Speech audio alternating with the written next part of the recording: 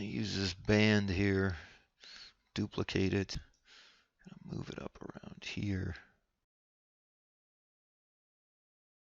just so that it converges at that straight part. Select everything except that outer one, and then Shift Control S just to get that inner one.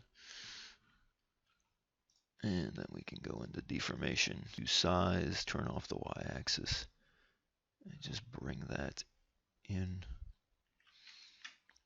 just so it's solid.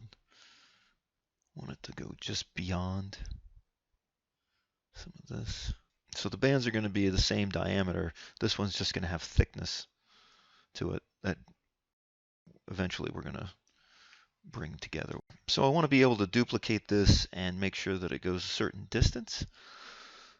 So we can go into the subtool and duplicate this. And then we can go under the deformation and offset this in Y.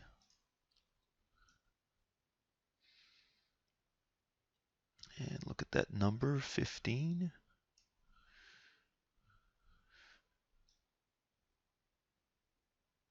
And then go ahead and do the same thing. And if it's off from the reference a little bit, that's fine, as long as you're pretty close. Then we can go into our subtools. We can merge down bands. We can go ahead and rename these. I'm just going to call these core bands. And I usually name things without any spaces. I just capitalize the next word.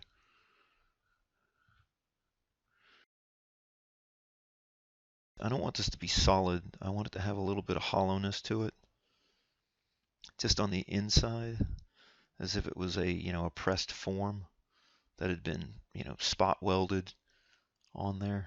So right about at from this point down to here, I'm going to inset it. I'm going to take this poly group in my Z modeler tool.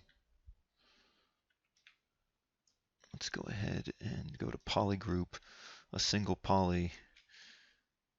I'm going to select this. It looks like I've got symmetry on, so I can get all of these, get that too.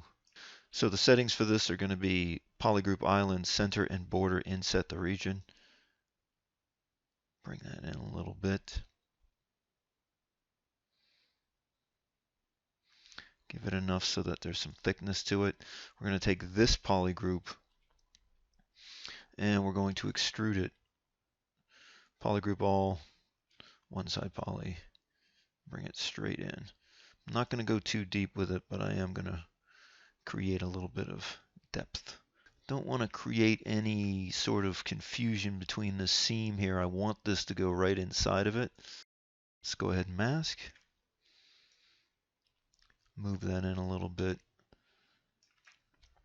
Don't want to create so much thickness in this. But what I'm looking to do is make sure that this penetrates that other surface when we bring all of this together. Should be able to hold Alt and hit the Home key, and that'll bring it to here. And that way I can do a similar thing with these rings that we did with these ribs that we did with the rings, and we can duplicate them. So let's duplicate this subtool. Keep that open and then shift and open deformation, and then we can rotate this in Y. Click on it. 90 degrees.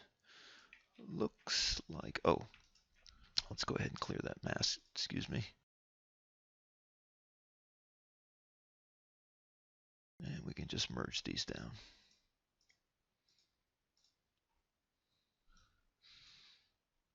And I'll go ahead and rename these Nuka ribs. I want to make these a little bit more flush with other contours. And that's going to be easy enough. We can clear the mask on the ribs, mask everything down here, and move these up just slightly. I'm going to have to work on the polygroups on those a little bit more as well. But I also am going to Control Select to mask those, and we can bring this up here as well. I'm going to bring this right below here. I'm going to go into this subtool,